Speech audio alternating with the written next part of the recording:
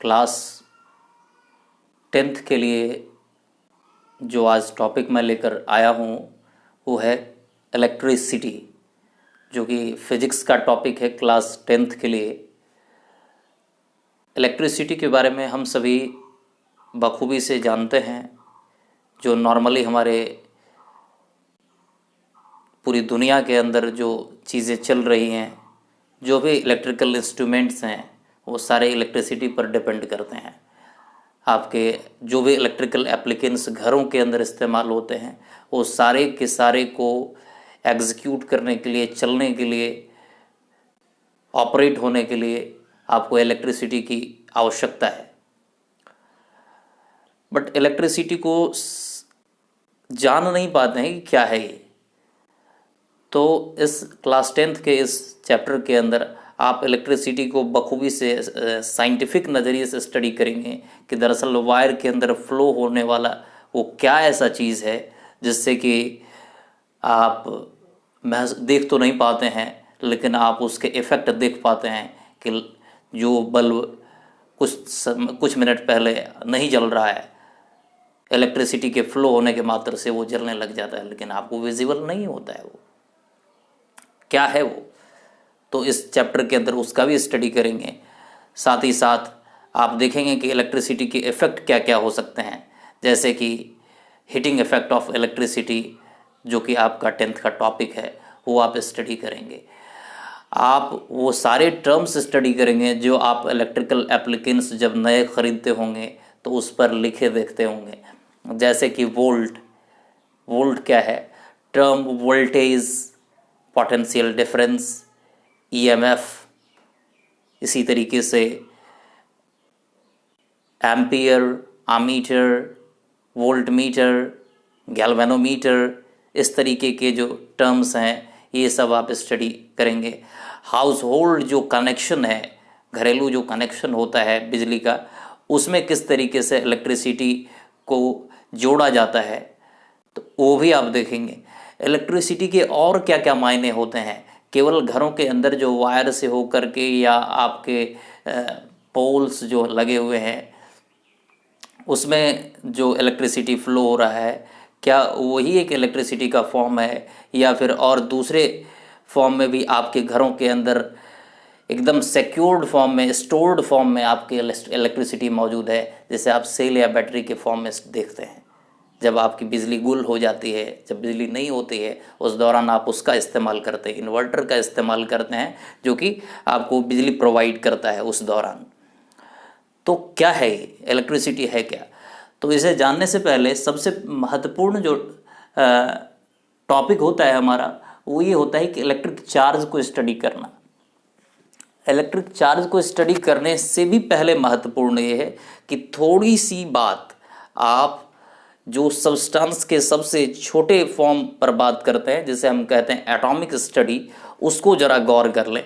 सामान्य सी बात, ऐसे क्लास 9th के अंदर ही ये टॉपिक आपने बखूबी से स्टडी किया होगा, लेकिन अभी जो आप स्टडी करेंगे वो क्लास 10th के अंदर जो महत्वपूर्ण चीज़ें हैं समझने के लिए, वो जैसे इलेक्ट्रिसिटी को समझना है, तो इसलिए आप सीखेंगे कि आखिर एटम क्या है।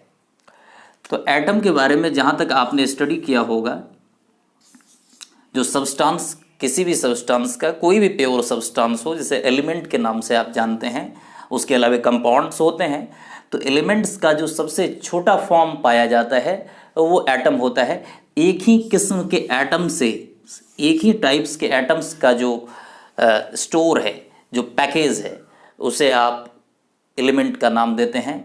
नेचुरली एलिमेंट जो है मॉलिक्यूलर फॉर्म में पाया जाता है, जैसे कि आप O2 को देखते होंगे, ऑक्सीजन मिला हुआ है, लेकिन ये केवल और केवल एक ही टाइप्स के एटम्स हैं, मीन्स ऑक्सीजन और ऑक्सीजन मिले हुए हैं।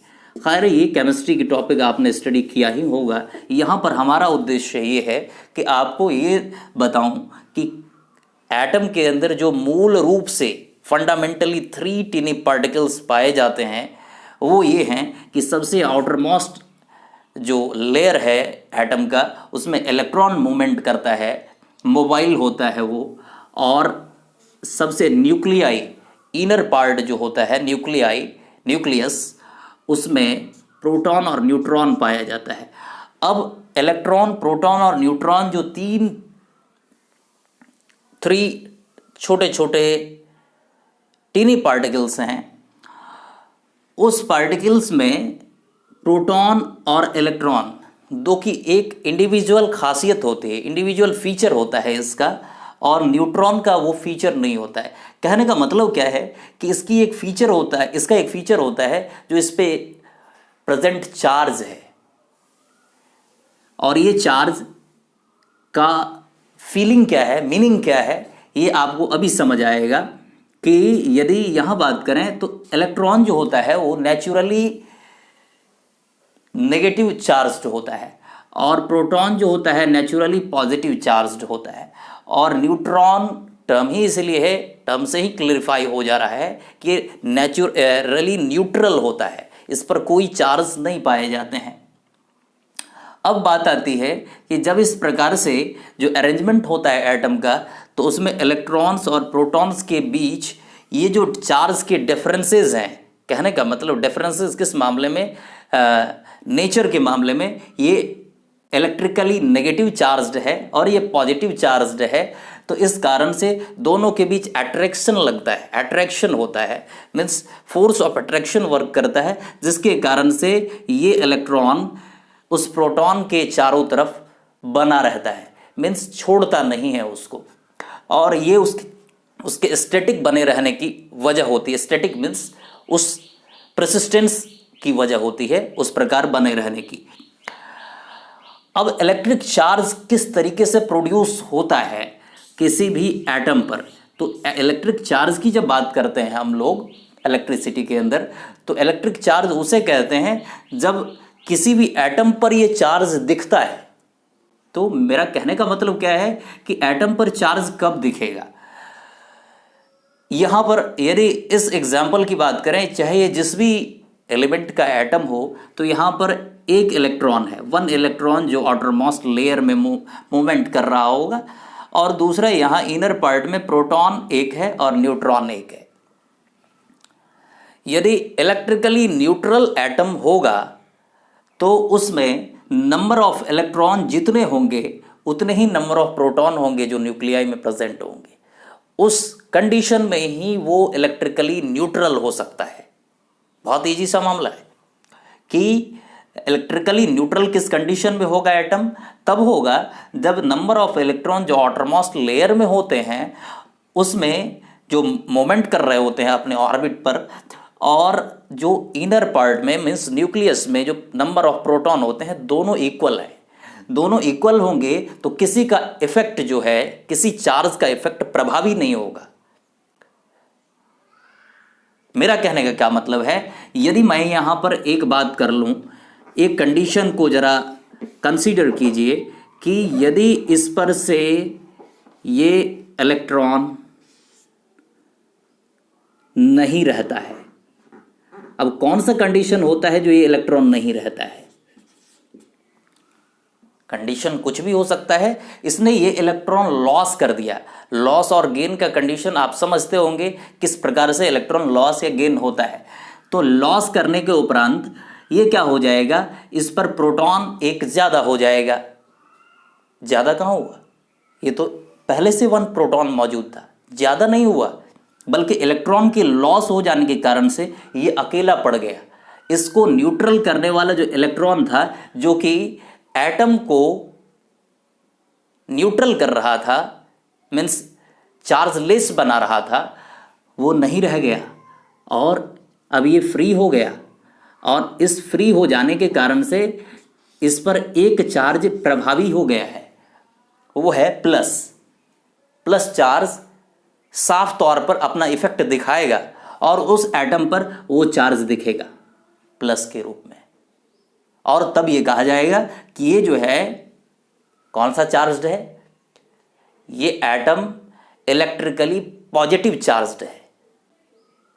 फिर से जनरली सी हम समझ सकते हैं इसे कि कोई एटम यदि इलेक्ट्रॉन लॉस कर रहा है, उसके कंडीशंस जो भी हों, लेकिन उसके कंसिक्वेंसेस क्या हो जाएंगे, यहाँ उसके परिणाम क्या होंगे, रिजल्ट क्या होंगे कि वो इलेक्ट्रॉन लॉस करने के उपरांत जो नंबर ऑफ प्रोटॉन है उसकी अधिकता हो जाएगी। यहां पर तो एक ही एक थे, अब एक कल्पना कीजिए कि यहां 2 प्रोटॉन हैं, यहां पर 2 इलेक्ट्रॉन हैं। अब मैं इससे एक इलेक्ट्रॉन लॉस करने के कंडीशन को देख रहा हूं, मीन्स इसने एक इलेक्ट्रॉन लॉस कर दिया। तो अब क्या होगा, यहां पर नंबर ऑफ प्रोटॉन 2 हो जाएंगे और नंबर ऑफ इलेक्ट्रॉन एक ही रहेंगे। तो इस कंडीशन में क्या होगा कि ये प्रोटॉन की का जो मैक्सिमा है, मैक्सिमम हो जाएगा प्रोटॉन, और उसकी संख्या में वृद्धि मीन्स इंक्रीमेंट 1 प्रोटॉन का होगा। मीन्स 1 प्रोटॉन के न्यूट्रल करने के लिए 1 इलेक्ट्रॉन नहीं रहेगा वहां, इस कारण से यहां पर चार्ज 1+ आ जाएगा। तो चार्ज प्रोड्यूस होने की वजह क्या है, इलेक्ट्रॉन का लॉस है। ये सिर्फ एक कंडीशन है। मैं अब दूसरे कंडीशन के बारे में बात कर रहा हूं जिसमें इलेक्ट्रॉन का गेन भी चार्ज प्रोड्यूस होने की वजह है। जैसे कि यहां पर प्लस चार्ज हुआ है तो आप कंसीडर करते होंगे माइनस चार्ज कब होता होगा, नेगेटिवली चार्ज एटम कब होता होगा। तो जरा आप इसके वाइस वर्सा उल्टा कंडीशन की बात कर लें। जो कोई भी प्रोटॉन, मसलन मान लीजिए यहां पर 2 प्रोटॉन है और यहां पर 2 इलेक्ट्रॉन है, ये तो स्टेबल है और न्यूट्रल एटम है। लेकिन अब मान लीजिए इस पर कोई तीसरा इलेक्ट्रॉन जो कि कहीं से डिस्चार्ज हुआ है, कहीं से लॉस हो गया है, ये इसके करीब आता है और इसका नेचर, इस एटम का नेचर इतना पावरफुल है कि उसका न्यूक्लियाई काफ़ी ज़्यादा फोर्स लगाता है अपने इलेक्ट्रॉन को अपने ऑर्बिट में रखने के लिए। मीन्स इलेक्ट्रॉन को अट्रैक्ट करने वाला जो फोर्स प्रोटॉन लगा रहा है वो काफ़ी ज़्यादा पावरफुल है। इस कारण से जो बाहरी इलेक्ट्रॉन्स होंगे, जो लॉस हुए इलेक्ट्रॉन्स होंगे, वो जैसे ही इसके दायरे में आएंगे उसको भी ये गेन कर लेगा। और जब गेन कर लेगा तो क्या होगा, गेन करने के बाद ये हो जाएगा कि यहाँ पर नंबर ऑफ इलेक्ट्रॉन 3 हो जाएगा और नंबर ऑफ प्रोटॉन केवल 2 ही रहेंगे। और फिर यहाँ पर कंडीशंस इसके ठीक विपरीत हो जाएगा, अपोजिट हो जाएगा। वो ये होगा कि नंबर ऑफ प्रोटॉन कम हो जाएंगे और नंबर ऑफ इलेक्ट्रॉन ज़्यादा हो जाएंगे। तो नंबर ऑफ इलेक्ट्रॉन का इंक्रीमेंट कितना है, 1 है। इसलिए इलेक्ट्रॉन नेगेटिवली चार्ज पार्टिकल है, इसीलिए इस पर 1 चार्ज आ जाएगा, नेगेटिव। तो 2 वजहें आई। एक, इलेक्ट्रिकली पॉजिटिव चार्ज होने की वजह क्या है, इलेक्ट्रॉन का लॉस है। और इलेक्ट्रिकली नेगेटिव चार्ज होने की वजह क्या है, इलेक्ट्रॉन का गेन है। तो 2 कंडीशंस हैं इलेक्ट्रिक चार्ज के प्रोड्यूस होने के। किसी एटम पर इलेक्ट्रिक चार्ज प्रोड्यूस कब होता है, जब इलेक्ट्रॉन लॉस होता है या जब इलेक्ट्रॉन गेन होता है। ठीक है, अब दूसरे टॉपिक पर बात करते हैं हम लोग, types of electric charge. Electric charge के टाइप क्या है, तो हमने तो देख ही लिया, एक पॉजिटिवली चार्ज्ड हो सकते हैं एटम और एक नेगेटिवली चार्ज्ड हो सकते हैं एटम। कहने का मतलब 2 टाइप्स के चार्ज प्रोड्यूस हो सकते हैं। इलेक्ट्रिक चार्ज 2 टाइप्स के हो सकते हैं, एक्सपेरिमेंट से देखा तो यही गया है ना। तो ये 2 टाइप के चार्ज है। अब इसे आप पॉजिटिव चार्ज कहेंगे, इसे आप नेगेटिव चार्ज कहेंगे, या एटम टर्म यूज कर लें तो आप कहेंगे इसे पॉजिटिवली चार्ज एटम और इसे कहेंगे negatively charge atom. Nature of charge, ये इंपॉर्टेंट टॉपिक है, बहुत ही इंपॉर्टेंट है, आप समझते हैं इस बात को। नेचर ऑफ चार्ज, एक चार्ज का दूसरे चार्ज के साथ नेचर कैसा होता है, उसके साथ उसकी प्रीति होती है या उसका खटपट होता है। समझ रहे हैं आप बात? कहने का मतलब एक से दूसरे के बीच आकर्षण होता है, लव होता है, या फिर एफिनिटी नहीं रहती, दूरी बनाना चाहता है, ब्रेक हो जाता है, ब्रेकअप हो जाता है। आइए दिखाता हूँ क्या होता है। जैसे ही सेम चार्ज मिलेंगे, सेम चार्ज एटम जैसे ही करीब आएंगे, वो एक दूसरे से दूर हटना चाहेंगे, नफरत करना चाहेंगे। जैसे कि इंसानी नीयत भी यही होता है। और नेगेटिवली चार्ज्ड दो डिफरेंट चार्ज हैं?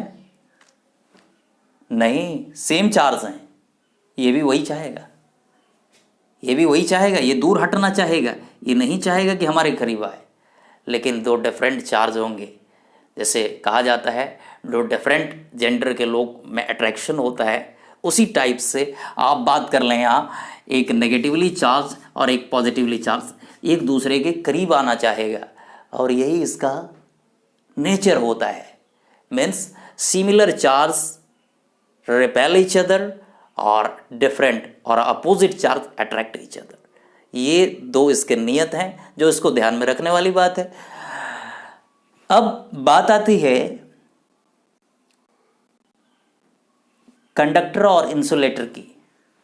तो कंडक्टर और इंसुलेटर एक छोटा सा टॉपिक यहां समझाता हूं, इसका आगे सिग्निफिकेंस काफ़ी ज़्यादा है कि जो ये चार्ज्ड एटम होते हैं, चाहे वो पॉजिटिवली चार्ज्ड एटम हो चाहे वो नेगेटिवली चार्ज्ड एटम हो, कोई भी चार्ज हो, वो अपने चारों तरफ एक फील्ड तैयार करता है, एक फील्ड तैयार करता है जिसे हम कहते हैं इलेक्ट्रिक फील्ड।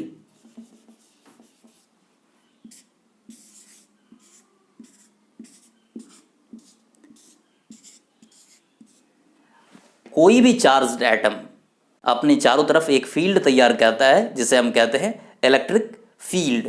इस इलेक्ट्रिक फील्ड में दाखिल होने पर ही कोई भी दूसरा चार्ज या तो अट्रैक्शन महसूस करेगा या रिपल्सन महसूस करेगा। अदरवाइज यदि उसके दायरे से दूर है तो उस पर कोई इफेक्ट नहीं दिखाई पड़ेगा। तो कहने का मतलब यदि हमें चेक करना है कि कौन सा चार्ज है तो उसके दायरे में ले जाना पड़ेगा, फिर वो अट्रैक्ट कर रहा है। कोई भी तो एक नॉन चार्ज होना चाहिए, चाहे आपका ये चार्ज नॉन हो या जो चार्ज इस दायरे में ले जा रहे हैं वो चार्ज नॉन चार्ज हो। कहने का मतलब वो पॉजिटिव हो या नेगेटिव हो ये आपको पता हो। तो उसके बाद उसके बिहेवियर के आधार पर आप तय कर लेंगे कि वो पॉजिटिवली चार्ज है या नेगेटिवली चार्ज है।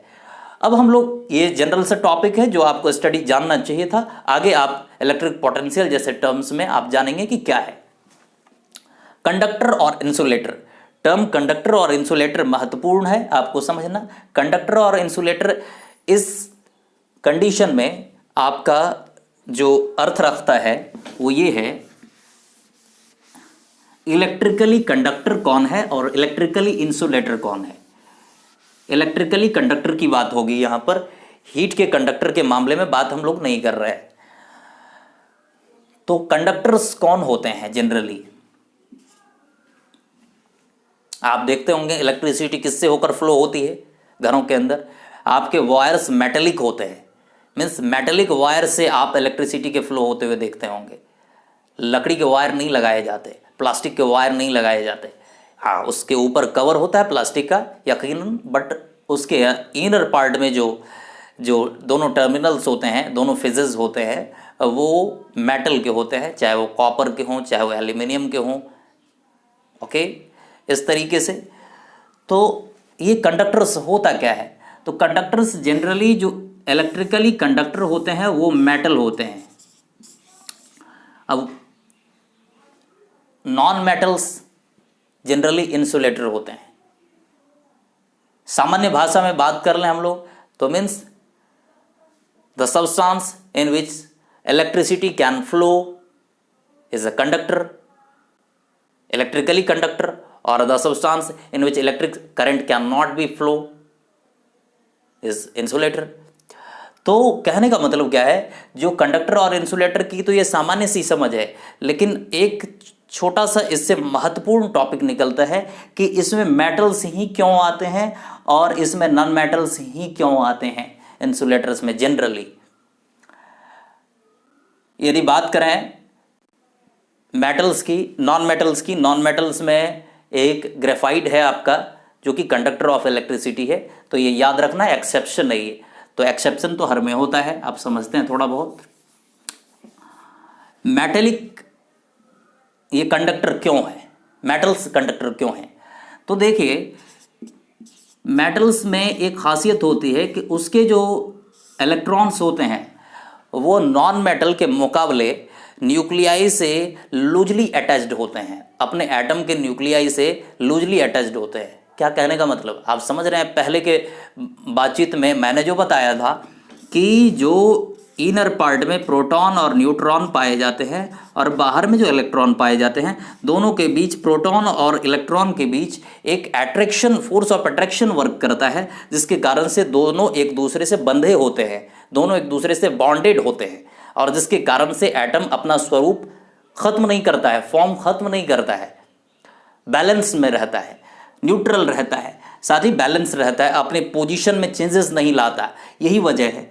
तो नॉन मेटल में क्या होता है कि मेटल्स के जो इलेक्ट्रॉन्स होते हैं, मेटल्स के एटम के जो आउटर मोस्ट लेयर में जो मूव कर रहे मोबाइल इलेक्ट्रॉन्स हैं, वो सारे इलेक्ट्रॉन्स अपने न्यूक्लियाई से लूजली पैक्ड होते हैं, लूजली अटैच्ड होते हैं, और यही वजह होती है कि उसमें मूवमेंट देखा जाता है। और कोई भी मेटल है उसमें रैंडमली जो मूवमेंट है इलेक्ट्रॉन का वो होते रहता है, चाहे कोई भी मेटल्स का कोई भी मेटल हो, उसके इलेक्ट्रॉन्स इस प्रकार से रैंडम मूवमेंट में देखे जा सकते हैं।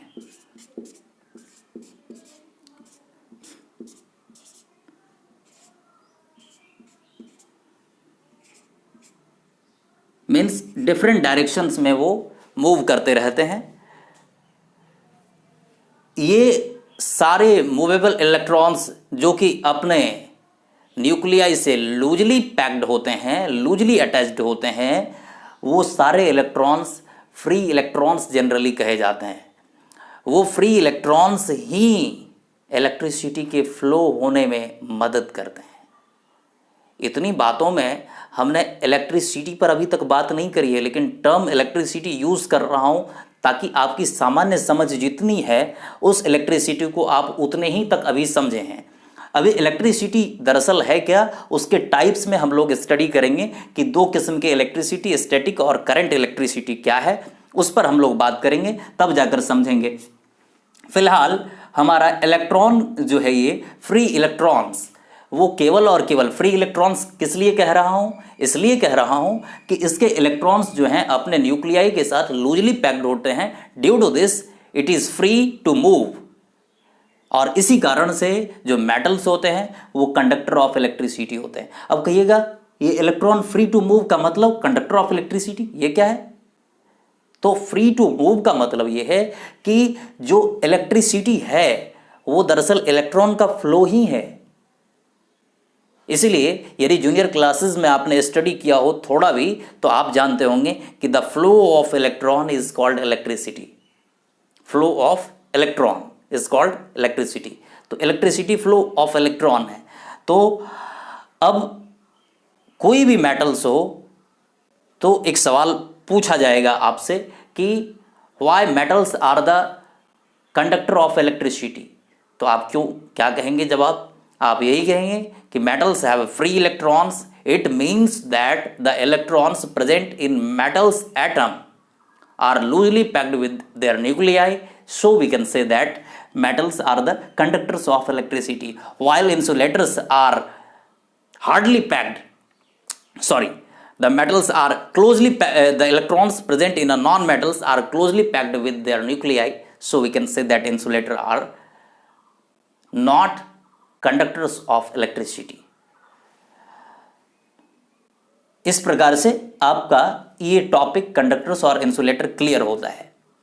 अब है टाइप्स ऑफ इलेक्ट्रिसिटी। अब आपकी जितनी समझ इलेक्ट्रिसिटी के बारे में उत्पन्न हुई है, जो क्रिएट हुआ है माइंड के अंदर, वो इलेक्ट्रिक चार्ज से हुआ होगा। कि इलेक्ट्रिक चार्ज में हमने बात किया था कि जैसे ही कोई एटम अपना इलेक्ट्रॉन लॉस करता है तो वो पॉजिटिवली चार्ज बनता है, और कोई भी एटम जैसे ही अपना इलेक्ट्रॉन बाहरी इलेक्ट्रॉन गेन करता है तो वो नेगेटिवली चार्ज होता है। मीन्स न्यूट्रल एटम नहीं रहता है, वो चार्ज एटम हो जाता है। और यही वजह है, सामान्य समझ विकसित यहीं से होती है, इलेक्ट्रिक चार्ज से ही इलेक्ट्रिसिटी की। अब इस बात को आप समझ सकते हैं। बट यहाँ पर जो हमारा शुरुआती टॉपिक है वो इलेक्ट्रिसिटी का पहले क्लासिफिकेशन है। तो क्लासिफिकेशन में हम लोग पहले ये देख लेते हैं कि कौन कौन सा है। स्टैटिक और करंट इलेक्ट्रिसिटी।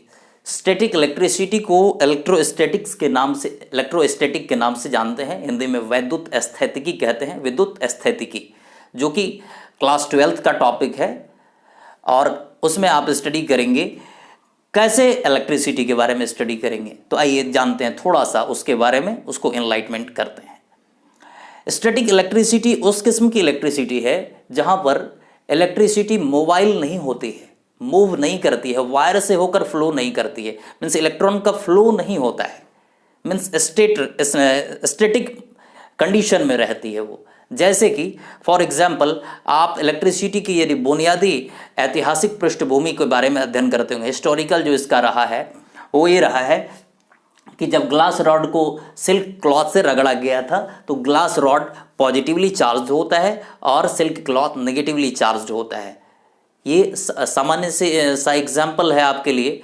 या यूँ आप देखें तो जो प्लास्टिक के कॉम्स हैं, कॉम्स को आप जनरली कागज़ के छोटे छोटे टीनी टुकड़े जो हैं उसके करीब लाएंगे तो वो अट्रैक्ट नहीं करेगा, वाइल आप बाल से रगड़ लें उसको और आफ्टर दैट उसके करीब ले जाएं तो वो अट्रैक्ट करता है। क्यों?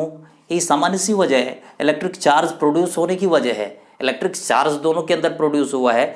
अब ये तत्काल जो पहले था दोनों ही चीज़ें इलेक्ट्रिकली न्यूट्रल थी, मीन्स कॉम भी न्यूट्रल था और आपका कागज़ भी न्यूट्रल था, और जैसे ही ये आपने रगड़ा उसके बीच एक चार्ज प्रोड्यूस हुआ जिसके कारण से force of attraction means electric field जो तैयार हुआ उसका, जैसा कि मैंने पहले आपको बताया था, जिसके कारण से फोर्स ऑफ अट्रैक्शन की वजह से आपके वो सारे के सारे कागज़ के छोटे छोटे टुकड़े उसकी तरफ अट्रैक्ट होते चले आते हैं। उस कंडीशन में हो क्या रहा है? उस कंडीशन में वही हो रहा है कि वो स्टैटिक है, मीन्स इलेक्ट्रिसिटी जो उसके अंदर चार्ज के रूप में प्रोड्यूस हुई है वो स्टैटिक चार्ज है, मीन्स मूव नहीं कर रहा है, वायर से होकर फ्लो नहीं कर रहा है। इसी के तरीके से यदि और कुछ एग्जांपल्स के बारे में बात कर लें तो लाइटनिंग वाला जो एक नेचुरल फेनोमेना आप देखते होंगे, बिजली का कड़कना, वज्रपात, उसके अंदर भी यही होता है कि इलेक्ट्रिकली वो स्टैटिक इलेक्ट्रिसिटी का एग्जाम्पल है, वायर से होकर फ्लो नहीं होता है, यकीनन उसके अंदर काफ़ी ज़्यादा अमाउंट ऑफ करंट होता है उसमें, इलेक्ट्रिसिटी होती है उसमें, लेकिन वो स्टैटिक इलेक्ट्रिसिटी के एग्जांपल्स में आते हैं, वायर से होकर फ्लो नहीं किए जाते। करंट, ये टर्म करंट जो है, इसी इलेक्ट्रिसिटी को आप समझें कि वो वायर से होकर फ्लो होने वाला आपके घरों के हाउस होल्ड वर्क्स में जो यूज़ किया जाता है वो इलेक्ट्रिसिटी वही इलेक्ट्रिसिटी है जो वायर से होकर के फ्लो हो रही है आपके घरों के अंदर।